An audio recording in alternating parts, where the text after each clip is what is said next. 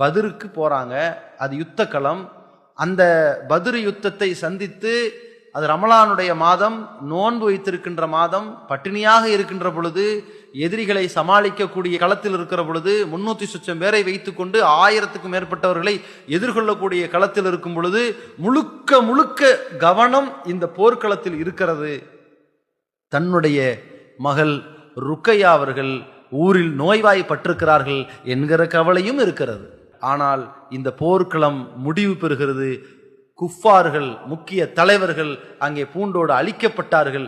இந்த பத்ருக்களம் தான் ஒட்டுமொத்த அரபுலகத்திற்கும் நபிகள் நாயகத்தின் வரவு மட்டுமல்ல, நபிகள் நாயகத்தின் ஆளுமை, நபிகள் நாயகம் எடுத்துச் சொன்ன கொள்கையினுடைய உயிரோட்டத்தை உலகத்திற்கு விழிப்புணர்வாக எடுத்துச் சொல்லக்கூடிய ஒரு பாடம் புகட்டப்பட்ட ஒரு களம். அந்த பத்ருக்களத்தை கொண்டு மதீனா நகரத்தில் முஸ்லிம்கள் மகிழ்ச்சி அடையக்கூடிய ஒரு களம். நபி ஸல்லல்லாஹு அலைஹி வஸல்லம் அவர்கள் பத்ரை முடித்துவிட்டு மதீனாவில் நுழைகிற பொழுது ஒரு மகிழ்ச்சி இருக்கத்தான் செய்திருக்கும். ஆனால் அதே நேரத்தில் உள்ளத்தில் இன்னொரு கவலை. ருக்கையாவுக்கு உடல்நிலை சரியில்லை. பத்ர் யுத்தத்தை முடித்துவிட்டு ஊருக்கு வருகிறார்கள்.